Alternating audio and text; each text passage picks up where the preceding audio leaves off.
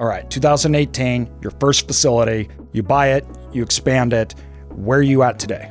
I'm at 12 storage facilities, under contract for my 13th. Yes. Buy that little rundown place, replace the doors, do pavement, put the fencing in, 4K cameras, and CRM. And that totally changed it around from 2 buildings to 15. You're building to your customer. You're serving them, not what you think, not what you believe. You're saying, I have something, do you want it? They say yes, and then you provide it to the customer.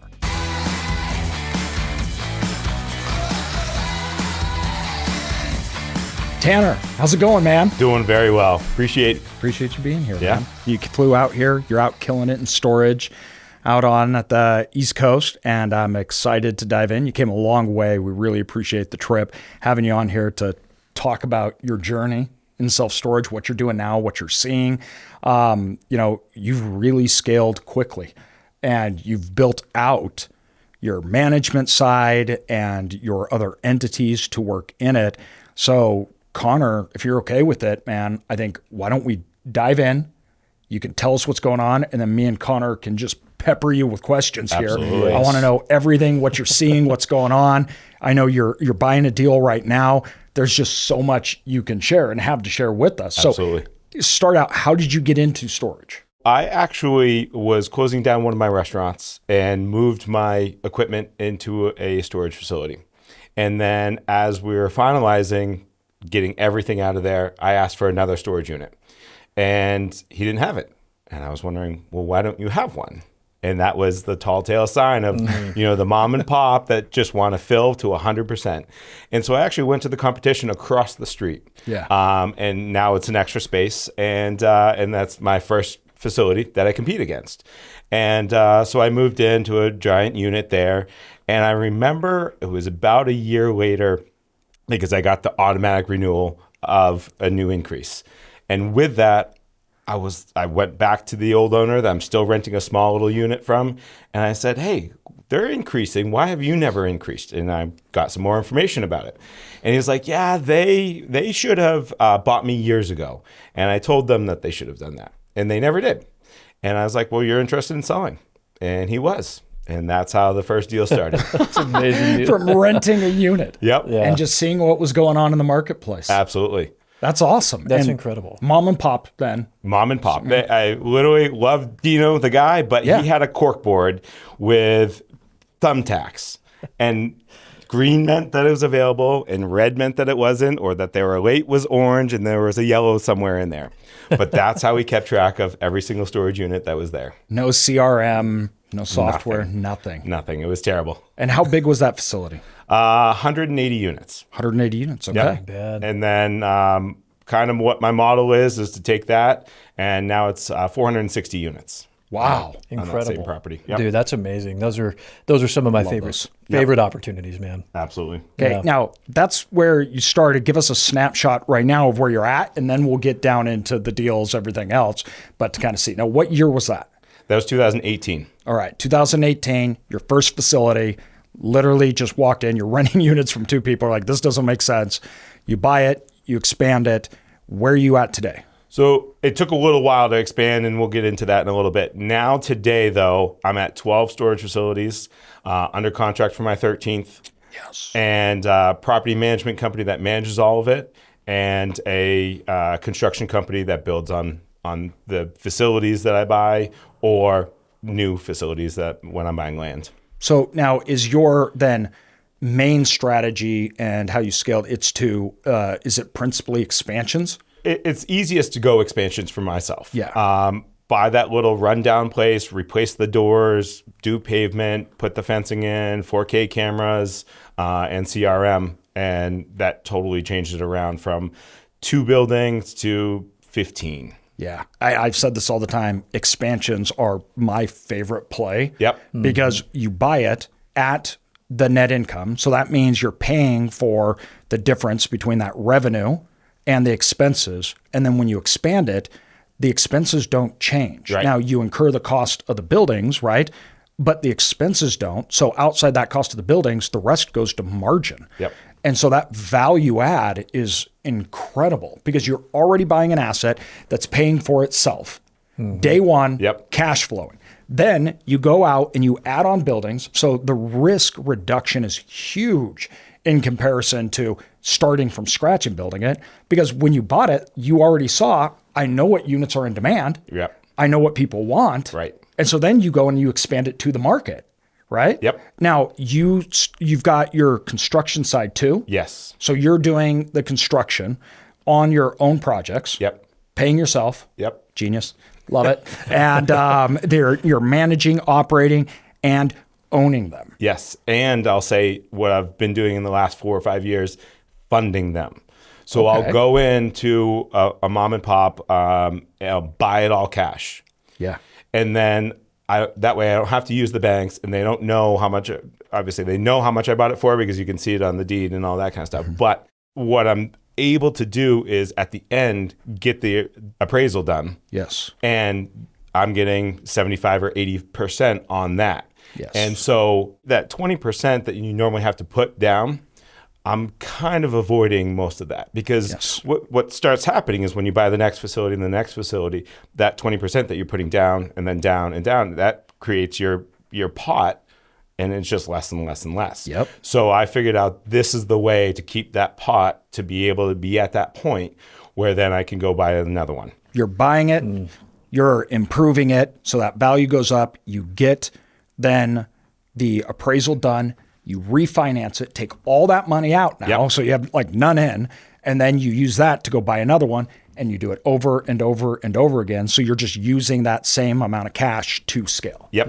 So not refinancing though. That's the key. Yeah. Just financing. Just financing. Yeah, that's right. Not a refinance, just finance. Yep. See, and that's where I did it differently. My approach was exactly like yours, except I would do financing and then I would refinance. I like your way obviously better for a few reasons. One of the main reasons is that if it's a refinance situation, it just takes longer. Correct. Right? So it takes longer for the banks, and you have all of these, you can have, especially right now, prepayment penalties, everything else. Whereas if you're buying it, you can get it at that low amount, do basic improvements, and then out of the gate, go and put a loan on it, and you're getting a higher value. Right. So that allows you to circulate that cash. And obviously, like you did, scale quickly. Right. Now, how much did that first one cost you when you bought it? It was just under $2 million. Okay. So he wanted $2 million, and I got an appraisal for 1.7, and then on the next, I didn't like that, so I got another appraisal. It was 1.6, and so it was going in the opposite directions. Yeah. Which is nothing that we love, but it was run down. The first improvements I made, put in better fencing in, put a digital sign on the outside of it, and then I did the old put the vehicle outside the free moving truck. Yes. And plastered that with a wrap, and that was really how I got my second location, in all honesty. So that was 2018. I moved to what we used to call back then, before COVID, manless storage facilities, and where you rent online, you get your passcode, you go right through. During COVID, it was a COVID compliant storage facility. Which I love. Exactly. And right around there was an old gentleman down the road. And so this is 2020, and he wanted to sell. He didn't, he masked up every time a customer came in and did that whole thing. And he said, it's not worth my health to, have this storage facility. So I bought in using the SBA in July during COVID time. Awesome. But his main thing that he came to me, he goes, that truck was the best idea that you could have ever done. And I was jealous of that. Yeah. So amazing. Now, let's talk about that truck here real quick, the reason why. Because obviously a huge amount of our new tenants coming in, we're talking over 40% are in moving and transition. So offering that truck for free to them, or just offering it, even if you're charging, then someone that maybe would have been your customer is getting that value. And since they're using it, they have to return it anyways. They just go and park their stuff in your facility. Yes. So it's a huge lead magnet to get people that, why wouldn't you just use the facility that you're getting the truck from, right? Essentially, you're doing a miniature version of U-Haul. Yep. That's U-Haul's business model, right? And you're doing that as that lead generator, an amazing way to set yourself out especially in competitive markets, and have that value add. Well, yeah, So, look how expensive marketing has gotten over the years, right? Oh, yeah. Online and Google and all these things. I mean, you look at that in comparison to this incremental cost of having this vehicle and maybe some maintenance and all this stuff. Yeah. Huge amount of value for somebody to come in and use that. Another thing I want to highlight real quick, I mean, you were talking about this velocity of capital situation that you solved with going in, putting, just buying it outright, then financing later after the value add. Then also you mentioned SBA, going in, getting a deal done that way. You're using not just one strategy, but you've got all of these different pieces in your toolbox, and you're looking at an opportunity and figuring out what tools are going to make the most sense for that opportunity. Yep. Because so often I think we get caught in this idea of, okay, well, I've got to go use the bank, or I have to use an SBA, or I have to buy it outright, or like we're only subject to one strategy. So I love that you're hitting on all these different strategies and outlining that you can literally use all of them at any point in time. Don't get stuck in one business model. have you done seller financing before? I have. Okay. Yep. I did There's seller another financing because it was at 30% occupancy and then no bank would finance it. Yep. So did that. And then basically I financed out of that and went and expanded on that facility, and then finally just bought them out. And it was so bad that I did interest only. Oh, for wow. that. Amazing. Yep. See, now, all these different strategies we're talking about, Connor's exactly right. I think we're so used to buying homes that it's like, nope, this is the box that it has to work in. Mm-hmm. And so you have to put X amount down. There's only one way to do it. Here is what the banks offer, right? And that's just not true in commercial, right? They don't look at it like it's based only on your income. It's an asset. They're looking at the asset, and you have all these tools that you can use. So then you end up not having capital in these deals, and you're scaling. It's absolutely genius. I love it. Where are all of these facilities? Did you keep them around where you were, or did you go out far away? Like, how did that work as you were scaling? Absolutely. So I live over the border, just over the border into New Hampshire. Always have lived in New Hampshire. And I started, the first facility was, I had a restaurant in Portland, Maine. Still do have a couple, but on the way back to New Hampshire, this facility was right there. And then there was the one that was across the street that I had to move to put more restaurant stuff in when I was transferring from, I was closing down one and opening up another, and that's what I need it for. So that's Berwick, Maine. So all my facilities are in Maine. So I go from Berwick, Maine, all 12 up to Skowhegan, Maine. Hey, podcast listeners, our goal at Self Storage Income is to give as much value and resources to the self-storage community and those looking to get in as possible. And one of the ways that we do this is through our self-storage income community. So you may not know, but I wrote a book that's hard to even call this a book. I mean, this is a manual. We're talking 400 plus pages, which include all sorts of information about how we have been in the self-storage industry. That's everything from how we got our first deals, to scaling, to buying deals in today's market, what's changed and what remains the same. This is an up-to-date book that shows you how the market has changed and how you can win today. This isn't simple, this is how you buy a deal. No, this goes into everything, including how you scale and create a self-storage business.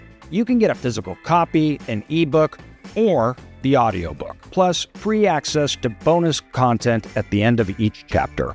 You can get it today. It's available on Amazon and other platforms in which you can follow the link.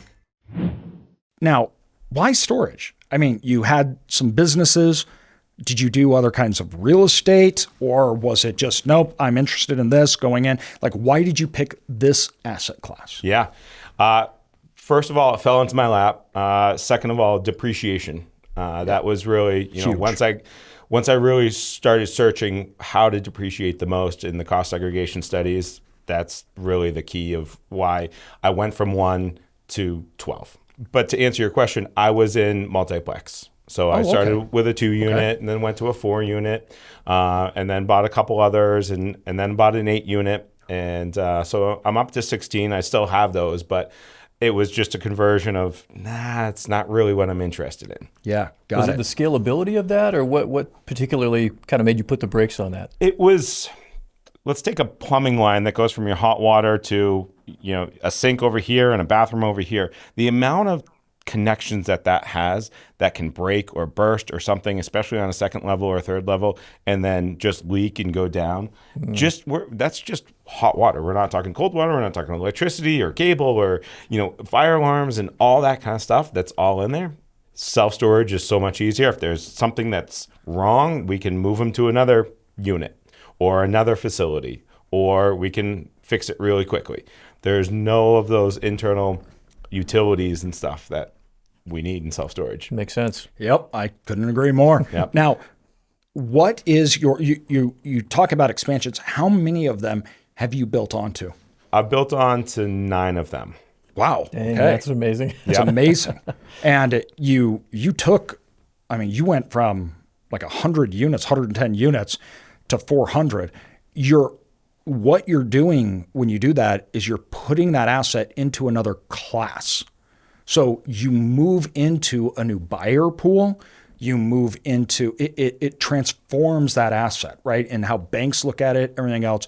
That alone dramatically increases the value, right? You know, if we look at cap rates and what people will pay, that cap rate, which is a valuation, think about it as kind of like a multiple. So for those of you that don't know, a simple example, if it nets $100,000 and you pay $1 million, that's a 10 cap, a 10% type return, right? Yep. So when you buy little mom and pop ones, usually you're getting those at a high cap rate. That's a lower value because you're getting, right? It's not as desirable, right? Everything else, not diversification.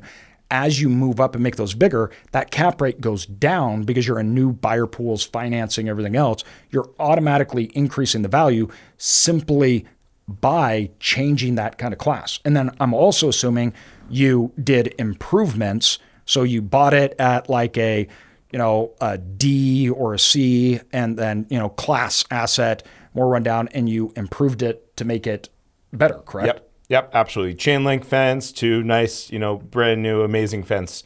Half paved to the first thing I did was immediately pave the whole thing. But then once I had expanded on it, I paved the whole thing. So it was, and put a 1 inch on all the other previous, but it's all one level, all shaped exactly. So the drainage is perfect. Immediately improves that. Do you do on the operations? We're running that remote automated type that includes lots of times you need types of infrastructure for that, whether that's security, like how are you operating it remotely? Yep. Because you're talking about the owners were in it, they're selling it, transactions, they're pinning which ones are open. How do you move that to where you can run it and not have somebody there? Yeah. So, the software is key where somebody can go right onto your website, rent it. They get their own 6-digit individual code. So we track people that were going in. Now on the newer facilities, we're keying in and keying out. So we track when they come in and when they go out, along with 4K cameras.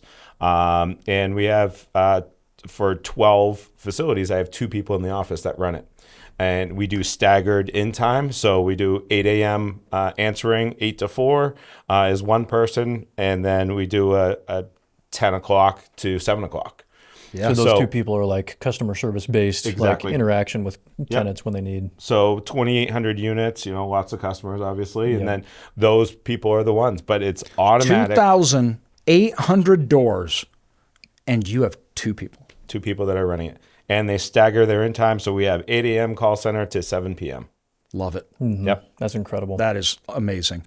That also helps too because you have them in the general geographic area. Correct. And so I love that model of having the people that are doing that service. Like we moved to that a while ago where we're like, hey, the actual selling of that unit. So if somebody calls in or rents, we have a designated person, and that skyrocketed our conversion on people coming in. Because like those people, they can pick up the phone. They know the exact facility. They know all the units. Exactly. They're easy to say, hey, let's move you into this one. Correct. Why not? And so, when you double that conversion rate, like we doubled and tripled it in some cases, you're using the exact same ad dollars, but yet you're getting 2-3 times as many tenants off the same one. So that really increases your demand, allows you to increase rents. Yep. And so how do you, when you looked at those rental rate increases, everything else, how have you handled that, especially in the last 4 years as markets have been tougher? Yeah. So one of your podcasts I sent to all my staff, and I love it, but it was the podcast that you were talking about where Extra Space and Public Storage and how they go in really low, $19 for a unit. Yep. And that unit for me used to be $49 or $59. And now we're having to change our model based around that to go in at $19 or $18. I'm being that flexible where, okay, do I undercut you? But I do hate the aspect that, hey, we're having to raise the rents because, me too. It's just not that it's unethical. It's just not how I operate. Yeah. And because of these larger facilities, it's the market. It It's is. how it works. Absolutely. Yeah. So, I brought in a revenue manager for a little bit to try to combat that and really see and be on it, every day. Okay, I'm looking at this facility and doing this. And I think the laws should change, eventually, but when that happens. But until then, we're kind of playing that game. Yep. Unfortunately. That game changed, and I fought it. I didn't want to play by it, and you just lose. You can't fight the market. You can't make our revenue that we need to pay the mortgages, and people won't move in. Yep. They're not going to move in unless you discount those prices. Right. And so it's like, and I even ask customers too. I'm like, hey, no, if you rent here, we're not going to double, triple your rents. We're going to keep it here. And they're like, yeah, but they're still cheaper. Right. Well, and I'm like, they're going to stay there for like a month or two. Or yeah, they always think they're only going to be there for a month. 2 years later. And then they're going to, yeah. My wife, literally, she's like, we got a rental rate increase on a facility that we sold, and she got the rental rate increase, and she was so upset. She was like, this went up like 40%. We're out. We're leaving. Yeah. That was 5 months ago. Yeah, we're still sitting strong, there. Dude. And every once in a while, you get it paid, and she's like, oh, we got to get out of this. I'm like, yep. I know how this works. You got it. Tell me the weekend, babe. We'll go over there. And it's so funny being on the other side, because that's literally how I bought the storage facility, my first storage facility. I was so mad at it. Yeah. And it's so funny how that is what's really, being on that side of that, and then being on this side where I'm increasing the rents, and it's like, hey, it's not personal. I'm sorry. But, no. Yeah. And two, like, I moved in there because it was cheaper. And so I could have made the decision not to, and that was the key with it, is like, customers don't care. Like, they're going to move into that cheaper rent, and they know that it's going to get increased, but because they don't think they're going to stay, everything else. Yeah. That's really shifted storage. As when you got in, it wasn't like that. Correct. Right. And so that shifted the business model, and you had to shift to make it work. But two, that's probably also brought on a lot of opportunities, right? Understanding more of that dynamic pricing, that revenue management, to where you can look at it and you now have to think about, okay, well, which ones are we renting, right? It's a different way of thinking about it. But at the same time, it does bring lots of opportunities. That's why the big boys do it. You got it. For sure. Yeah. AJ, you'd brought up some really good points on going in, the value add, how that's changing that asset, and how other investors and potential buyers may be looking at those things in the future. I think another thing too here is, you're regionally operating these things and rolling these facilities up into one portfolio in this area, which I think is an amazing strategy on top of that for a number of reasons, for that potential exit value, but also just the economies of scale on the operations side. Absolutely. It makes everything so much more streamlined. If you need boots on the ground to go and to be doing these certain activities, which, you obviously do, it just makes the management of it so much easier. And then on top of that, you've got just that one time zone, you're operating within, and some of those. So just wanted to outline those things, because that, looking at regions, I think it's hard for a lot of people to really try to decide where to start investing when they're first starting out.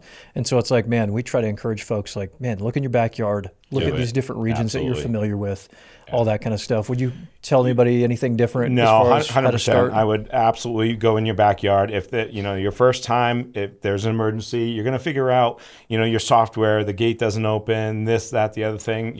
Now I've got battery backups for my gate, so if electricity is down, it's automatic. But I've paid to do that now. But that's what I figured out when the gate went down and somebody's locked in, or the electricity went down and the gate's not working, and somebody's somebody's locked in.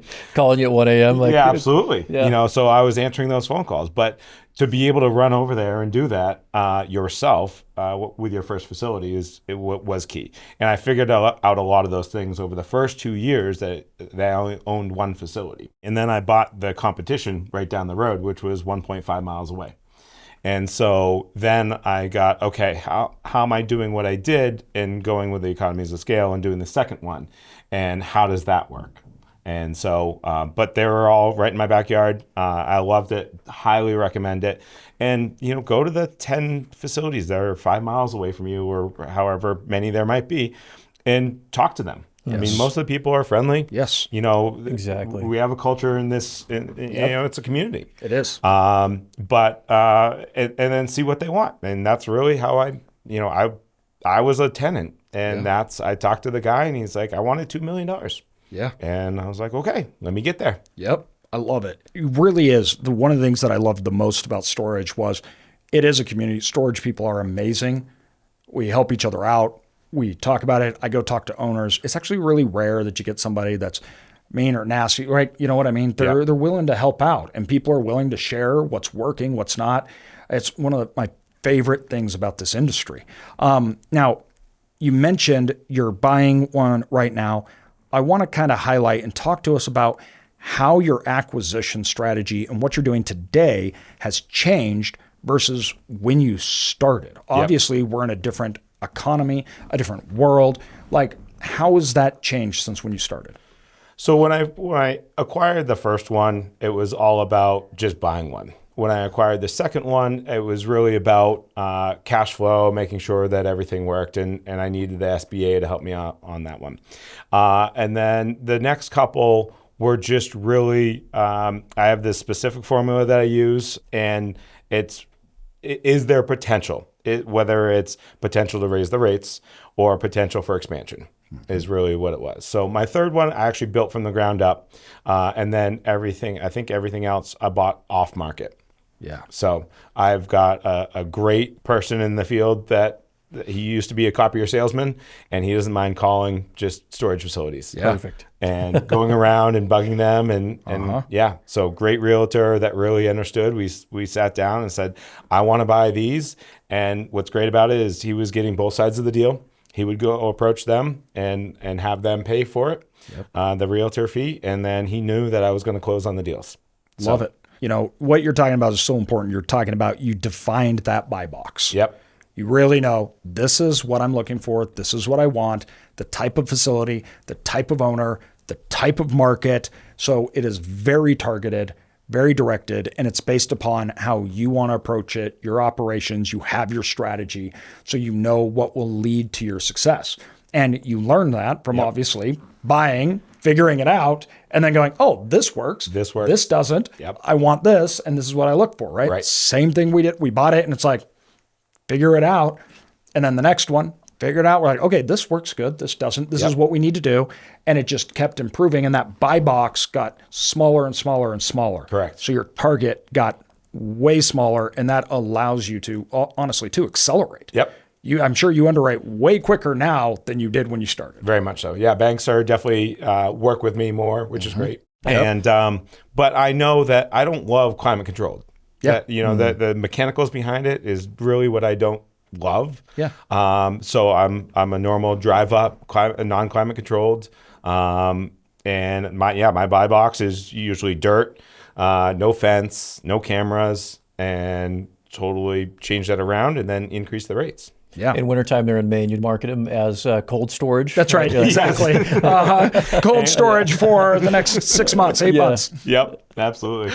Yeah. We, funny because we did the same thing. It took us, I don't even know how long to break out of kind of one where we developed our first facility. I mean, it was like 10 years where it was like, no, this is what we do. This is how we do it. And then we're like, okay, let's try some development, right? And move out into, and we could branch out because we were so much better at what we did. We understood the markets, we understood what we were doing. But for a long time, it was, no, this is our strategy and this is the only one. And that worked. And then as we got better, and improved, understood the business, Yep. better resources. Then we started to go, oh, here's a new opportunity. Yep. Here's how we can do it and move on. But we really stuck with our simple strategy that worked for years. And then only from there out, we moved. And as we got bigger, things like our buy box, it changed based upon the economics of us, what we were doing, our value add proposition, right? But that change, and as we went and scaled up, it was very tactical, very driven by us and what we could do. An organic change, not a forced one, right? It was very natural, not trying to get out of our whole niche, everything else. For us, we stayed in the Northwest, the interior Northwest. We didn't go to the coasts. We stayed in the interior Northwest for the first 10 years. Yep. And we did not leave that. And then as we did, it was only because we could do it, execute. We saw that opportunity. I think that's one of the things that I just love about storage is how you can scale. Yep. As you get better and as you move on, you can scale and take those advantages and those opportunities that you've created, underwrite better, underwrite bigger, and you start to see things that you didn't see before. Yep. I love it. Yep. Now, how much do you expand? Usually more than 50%. I try for like a 60% expansion. Okay, so you're really expanding. But for example, I have a huge property in Augusta, Maine, and it's so big that it would be almost triple. So I'm changing my buy box. I'm getting comfortable with it, with going with contractor suites. Yeah. So, still the metal boxes that, but it's something different. Yes. And it's longer leases and just trying something a little bit different. And we'll put up one building. I have 4 potential, but I put it on a property where on one side was self-storage and I'm starting on the other. And then, well, if I need more self-storage, I'll go that way. Or if I need more contractor space, I'll go the other way. So as the market dictates and as you see demand. Another thing I love about expansions, like we would do them and we'd do them in phases like you're talking about. Like, okay, we have 5 buildings that we can build. You build that first one. Yep. These filled up. This is every get. Okay, perfect. Optimize the next one and then the next one. And we did the same thing where we're like, all right, let's try like contractor drive-through. After 10 years, we're like, let's try climate controlled. Let's try, this. It all started. Our first climate controlled building was 50 units maybe, right? Out of 500.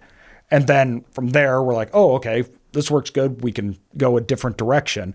But you're able to test that so you're not taking on that significant risk where you build an entire contractor storage and you're like, oh, this doesn't work or this doesn't fill up. Right. You're lowering your risk by building to the demand of the customers. Absolutely. And doing it as you move along. Yep. It's and so same smart. thing with unit sizes, Yes. building one building and seeing what, because some places a 5x5 is more popular than my normal 10x20. That is, in my world, the most popular. The unit selection's the biggest mistake that I see people, especially developers, make. They build according to land space, what the architect wants to build, how they want to build, and optimizing the rental rate per square foot on a spreadsheet. That's important because the market doesn't care that you get a higher yield on 5x5s. Your rental rate per square foot is still lower on a 5x5 than it is on a 10x20 if you have 50% vacancy. So, you know what I mean? And so we see these people, they build it out, and then there's almost always, I don't know if you've seen this too, but in my facilities and in other people's facilities, vacancy is almost always concentrated in like 2 unit sizes. Yeah. And then the rest, some of the facilities I look at and they're 50% occupied. They've been open for 2 years, but out of that 50% occupancy, 4 of the unit sizes are 100% full. Yep. And then you have like 3 that are 30%, right? Yep. Full. And it shows that they're not building to the market. They're not building to a customer. They're treating it more like other real estate asset classes where that doesn't matter as much. But what you said is important. Some markets, they want 5x5s. Other ones, they don't. Right. They want, 15x20s. They want contractor. And if you don't know that exactly and you're not sure about it, that's why building out in that expansion works. You're building to your customer. Right. You're serving them, not what you think, not what you believe. You're saying, I have something. Do you want it? They say yes. And then you provide it to the customer. That's how I do business. That's how I do, storage, everything else. What does the customer want? We fulfill that demand, not turning it around and guessing. Yep. I've actually got a good question for you. Why is it industry standard that it's a 30-foot wide building when you build 100 by 30? Why is it 30? And I'll say, because I found the 35-foot wide building is way better. Yeah. There's some weird things that I think came into general acceptance in the industry, like the 8 square feet per capita rule, right? Yep. Which is not true. That's not a universal rule. That's not true. Some markets at 8 square feet per capita, they're actually overbuilt, and others at 15 square feet per capita are underbuilt. Yep. Right? So that's not a true rule. The same thing goes with like drive aisles. Like drive aisles are a certain amount of space. Yep. And when we built our first facility, I mean, everybody from contractors to storage people, they're like, you're building it wrong. You're wasting space because you're building these large drive aisles. Where I took a measurement and I said, can I get a truck and a trailer or a semi around these? And I built it. So we increased those drive aisles by like 10, 15 feet. Everybody's like, you're dumb. And then we also built these big units. And they were like 20 by 20s. And people were like, you're wasting space. You're not getting it. That facility, our rates were like 40% higher than the rest of the rates in the market. And we filled up in 3 months. And so I find lots of times they set these things like, oh yeah, you want it 30 feet, or you want your drive aisles to be a certain amount and you need this many types of this unit. And my question always was why? Yeah. Why? It's a great and they're like, question. that's how you do it. And I'm like, Because. And I'm like, Just because. just because. But I'm like, Okay. is that what the customer wants? Yep. Yeah. And then we went out and we found out when we were trying to build it, no, that's not. We built that facility and we had a business that came in and they bought the entire half of a building of 20 by 20s. The entire half. And they paid high market rates. Immediately, they took like 15% of the occupancy in the first week we bought it. Wow. Because we were building it to those contractors, where it was located, everything else. So I'm not sure why those things came to be or why people believe, but I think you're right. Testing that and challenging those theories that's where you see the opportunity. Yep. Right? That's where all of a sudden it changes. Where you're like, hold on, you say this is overbuilt, but rates are the highest in the market and every single facility is full. Is it really overbuilt? Right. Like, or you say it's underbuilt, but yet there's vacancy here and they've been dropping rates for 2 years. You say you need to have X amount of units, but yet when we do market and comp surveys, we're like, that doesn't, why do I need to have, 15% of the facility be this type of unit when the market doesn't want it? Yep. Like, Dude, those data-driven decisions are so important, man. When you're making these choices, whether it's unit mix or acquisitions, whatever it is, development, any of it, like really getting that data and that information to make those decisions. Because you might have these quote unquote experts out there in the field that just are doing a thing just because that's the way it's always been done. Like there's no reason. Nobody even knows why. I can't tell you how many stories there are of those scenarios happening, but so important to get the data-driven decisions made, gathering the data, letting that guide you into what decisions you guys need to make. But what have you, like specifically about the 35 feet, like what have you found that's like the sweet spot there? What do you like about that? What I like about it is the 10 by 20s back up by the 10 by 15s versus a 30 foot wide is 15s and 15s and then it's 20s and 10s, and just how it is structured. Gotcha. The 15s backed by the 20 and the 25s backed by the 10. That's how we did our first build too. We built much wider, bigger ones because of the configuration. How we wanted the flow of traffic to work and how we wanted customers to get, the type of units we could get in. We did the same thing, larger aisleways, and then 35, I think even one's 40, and it worked much, much better. Right. And I think that's why what I like about your strategy, everything, because your background is similar to mine. I was not a real estate guy. I was in business, right? Exactly. I looked at operations. I looked at revenue, cash flow.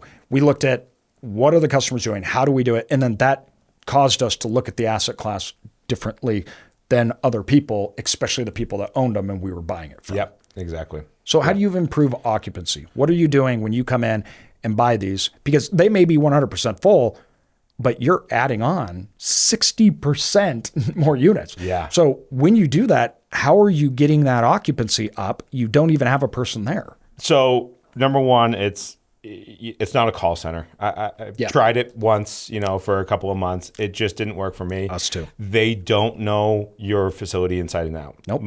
The two people who answer the phone calls, they know the facility inside and out. They can help with the gates. They can, walk you through it. They can watch on the cameras and say, oh no, go down the left side, not the right, blah, blah, blah. So it's customer service, number one. Number two is marketing. So knowing your Google My Business and doing all that kind of stuff, advertising on Google Ads, for that first year, getting those people in, that's important to me. Mm-hmm. So that's number two. And then number three, having a clean, amazing facility that just looks, better than the competition. Yes. I love that intermixing, because what you talked about is you hit on three things that are really important. You hit on first, the product, right? It looks good. But then the next thing you hit on was the external marketing. So going out, putting your name out, everything else, but then you hit on your internal operations. And it's how those three things work together that actually makes it work. Yep. If you take one of those things out, the whole thing falls apart. If you are running ads, but you are not converting because your internal operations, it doesn't matter how much money you spend. If you have a product that customers don't want and is not desirable, once they show up and once they're doing it, they're not going to rent. Right. So it's not one thing, it's all three of those things in combination. And you, especially how you're set up, your site, your ads are really important because you need people to go through that. So you need to convert online. Yep. Right? So you have, I'm assuming that you have online rentals. They can come in and go through the whole process? Yep, completely without talking to somebody. Awesome. When they show up, can they rent? Do you have something there that allows it? Do you have a kiosk or signs, or how does that look or work? Yeah, so QR code to be able to rent right online. So I went down the method of having an office with an iPad that they can rent there. Kiosks, I just don't think that they're, Couldn't agree more. Yeah. This is the kiosk. And that's what I always said. Yep. I'm like, why am I buying this when they're carrying the kiosk in their hand? Absolutely. I mean, if you think you need that aspect, put an iPad with a stand on there and use your website. Yep. That's exactly, your hand, or if you need something, that's fine. We did that in a facility we developed in Reno. When you walked in, there was this like open office space, but what it did is it had monitors set up. So I had like 3 monitors. This was a massive facility, right? How many units was that thing, Connor? Around 1,000. Yeah. It was huge. We had a road that went through the middle of it.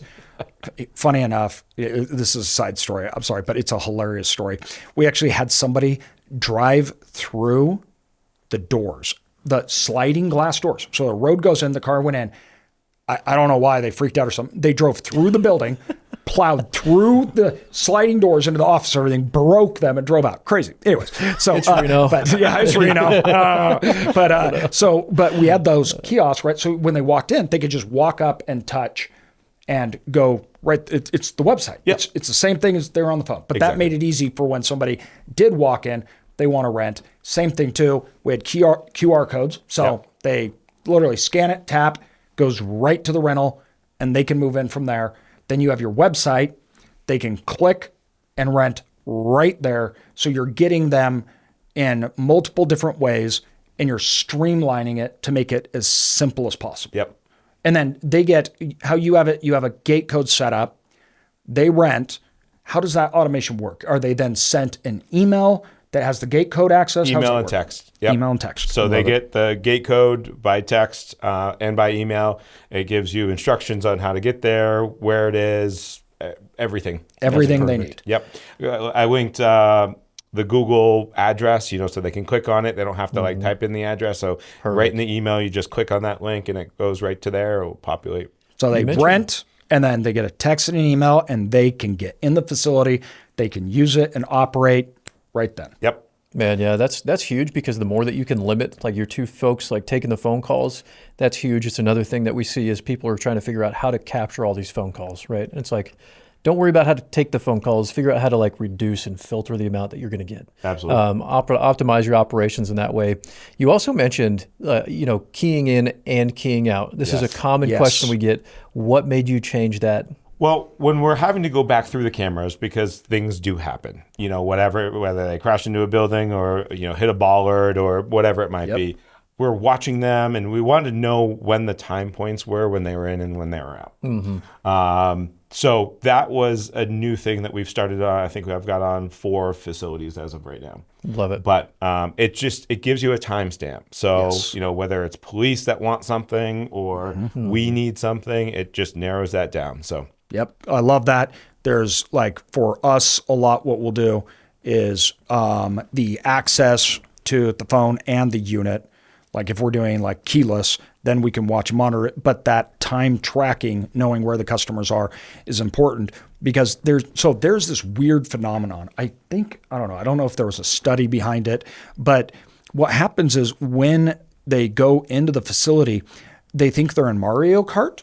And so they just start driving around and hitting doors and gates. Yep. I don't get it at all. But it's like they get in there and all of a sudden they just start running into things. Like every time, if you don't have bollards set up on your buildings, every one of them will be hit. Yes. Every single one of them. I don't understand it, but it is like they just get in and all driving logic they hit, and then 2, they just leave. They destroy a building. They destroy their unit, everything else, and then they just leave. You'll never hear it or tell about it. So those timestamps are important. Yeah, absolutely. A little trick of the trade, from bollards, we used to do the steel ones and then fill them with concrete, or we did, Wally columns. I now do I-beams. I-beams. So explain I-beams. So a 5-inch I-beam, or, and it's just an I-beam that like would carry your house, and it's just stronger. 8 foot, they go 4 feet into the ground and 4 feet above. And that's just a new trick of the trade that I found that I install. Good. That's awesome. And do you do a cover on them? Yeah. So then you have a plastic cover, so it's bright, so then they can see it. You got it. I love that. Yep. Yeah. That's a great way to go about it. What prompted that? Was it a cost thing or an efficiency on the install? Like what was it was the decision there? It wasn't going that far. It was so many people hitting them. I'm like, there's got to be a better way. And so what will take out your car or your trailer or whatever? Because as you were talking about Mario Kart, it's the people that have the little landscape trailers that are hauling stuff out. They turn the corner, and just are not thinking about it. Yeah. So they protect it, but then you got to go back and charge them for it and fix it. And that takes time out of my staffs. Yeah. So I wanted something that was stronger and better, and that's what I found to use. To do the trick. Yeah. Love it. Now, let's talk about value creation. So how has financially those performed? What's the value that you've been able to create in them? What is the amount of value that you were able to create in those assets by doing your strategy? Yeah. So if I were to buy it at like $1 million facility and I'm putting in, let's call it another $1 million, I would love it to be at 2.4, 2.5. And that takes time because I'm increasing the rates.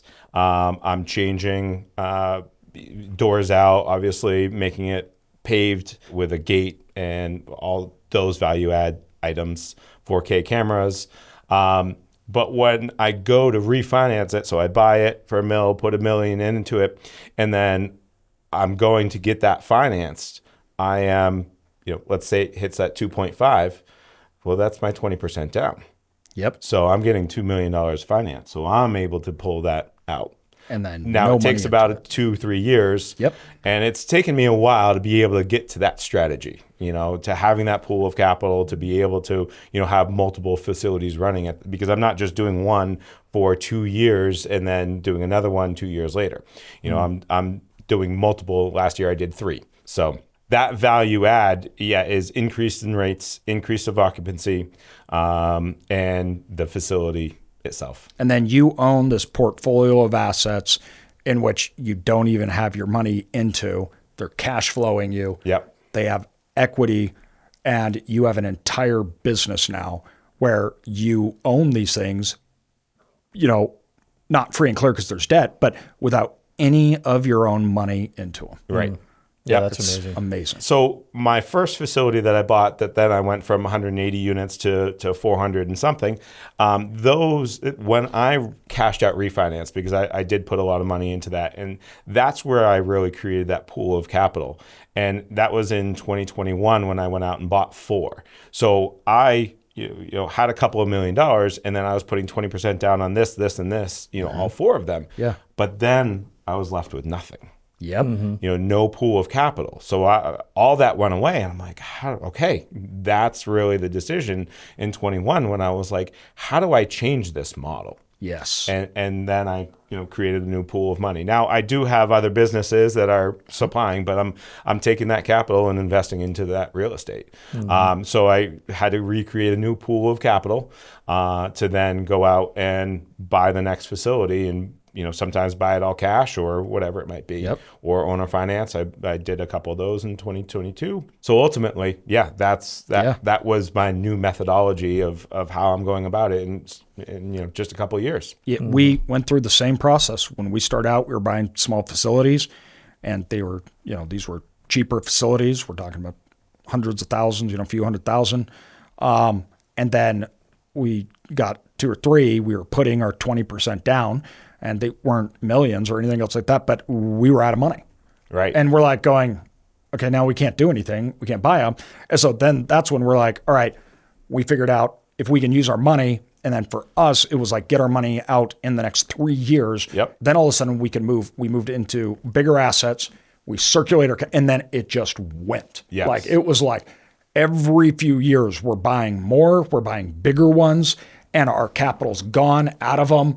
And it's redeployed and then redeployed. We took initial capital, same thing, like we had business stuff, we put it in, and then we took that capital, bought more, and all of a sudden we're like, we have 2 million square feet off of that one capital that we put in. Yep. And it just kept buying us more and more assets. They were increasing in value.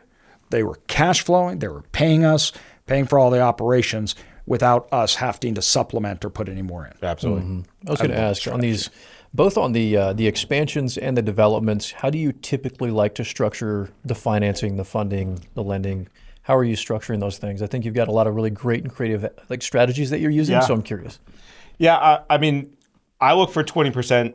Doing a 20% loan. I mean, that if you're lucky nowadays, now I've gotten to the point, I went to just closed on a loan a couple months ago, and went to 13 different banks to offer term sheets. And they, I think 4 of them came back and said they'd do 20%. So it's getting a little harder now. They're looking for 25%, sometimes even 30. So as far as the financing, it really depends. Every single deal is going to be different. And I don't exclude any ideas, whether it's owner financing at a certain point. I've done the interest only owner financing because I needed to put my work into it to be able to increase it from 30% occupancy with grass overgrowing the facility. And the first thing I did was paved it, and it took all those problems away. So I invested the capital into it, $100,000 just for a pavement job. But it turned around the facility immediately, and people started renting. And so got that up to 80%, and then went back and expanded on it, did everything through the city and the state that we needed to. And also with the way that I buy things, buying a facility already, whether it has 1 unit or 10 units on it, it's already licensed, to do that. So you don't have to go through that 2-year process. Oh, which is such a great point. Huge. Yeah, absolutely. So it's something to think about. But going back, did I answer your question on the financing? Yeah, no, and it helps out because I think, again, a lot of people are thinking, well, maybe I'm just stuck in this one area. I love that you mentioned, because you mentioned a number of different things. You went to all these different banks to look at terms and this stuff. I mean, we talk to people all the time. They're like, yeah, I talked to this bank and they told me no, like I can't do it. No, go to another one. Yeah, go to your dude, next. Exactly Absolutely. right. And I mean, banks are your friends until they're not. At a certain point, it's a transactional relationship. Yes. As much as, you close on a loan and they give you a little gift back and say thank you, they are taking your interest money all the time. Yep. It is transactional, and they are your friends, and that can change. Yep. And so you got to be real ready quick. for it. Real quick. Yep. Absolutely. Question for both you guys. Like, where do you think the storage industry is going from here? Are there any big changes that you guys see coming? What's the future of storage in a nutshell looking like for you guys as we continue to grow and scale? Yeah. So I'll answer it for my area, which is north of Boston. There are bigger players that are coming in and trying to buy more storage. And, there's the REITs that are really interested in it. And there's, we get phone calls and emails and letters all day long. And it's funny, they'll call one facility and then they'll call the next. And they're just down for dollars and trying to buy it at a great rate. And, everybody wants to get into it. Maine is, I kind of lucked out in the where I am because it was that third tier type of place. It's not a downtown. It's not a nice, Florida that all the players are in there, and there's a lot of money. I just lucked out, and there's still opportunities that I'm buying, the mom and pop shops, but there's less and less. So I think, I'm poised for somebody to come in and buy me. Not that I want to. I want, my son to have it, and have a great lifestyle just like I do.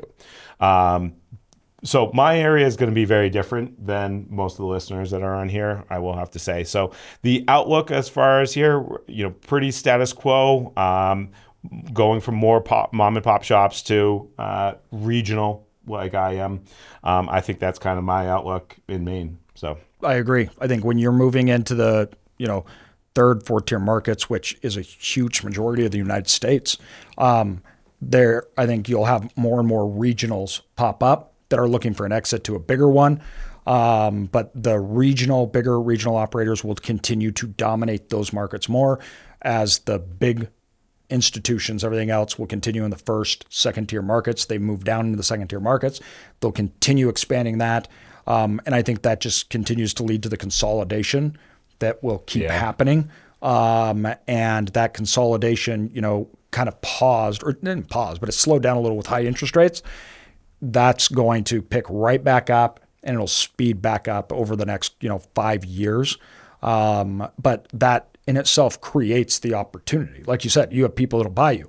You have valuations. People understand that market. So you can get value from banks. You can keep going. So a lot of the aspects of consolidation help a lot, right? When we got started, there wasn't consolidation. Cap rates were high. There wasn't a lot of exit plans.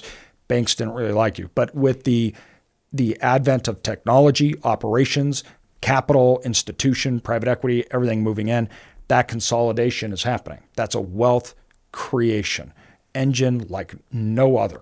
And, I think we're in this amazing sweet spot where we have the third, fourth tier markets. You've got markets all over. You still have mom and pops, but that I think will be ending, especially as the baby boomers pass on. So I think, we got 5-8 year run to buy and acquire as much as we can. Yeah. But after that, it'll look similar to all the other asset classes that are dominated by, certain players, institutional and everything else. Small majority of people. Yep, Yeah. exactly. Exactly. You think that consolidation is going to be more rapid than what we've seen over the past 10 years, 5 years? I think technology? so. I think we hit a critical mass in 2018, 19, where the amount of money coming in and being able to deploy, was massive. That consolidation really started to speed up. Interest rates once again slowed it, but the moment that it becomes more viable and we have occupancies and rents across the board stabilize and start going up, that capital will be deployed in massive waves because the demand, like you were saying, is so high, right? People are calling, people are trying.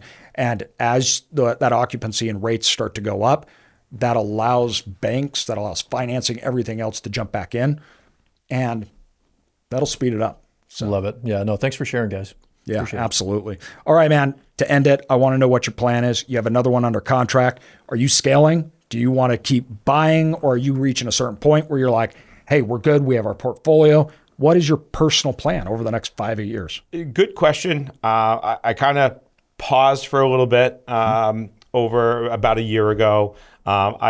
This one that came up in Wells, Maine is just beautiful. It's a great property, and it was the right price. So under occupancy, but just it was a contractor. He knew exactly what he was doing for building it, but doesn't know how to operate it. That's a lot of our acquisitions today too. Yep, Same thing. Absolutely. Right in a great area, right off the highway of 95.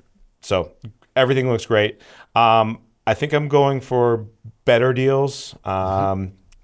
As far as what my buy box is going to be, it's ever changing. So I had 3 scheduled to develop this year. Usually I start in the springtime, but we didn't get the permits in time. So the first one's going to start in the fall, and then the next 2 are going to start in the springtime next year.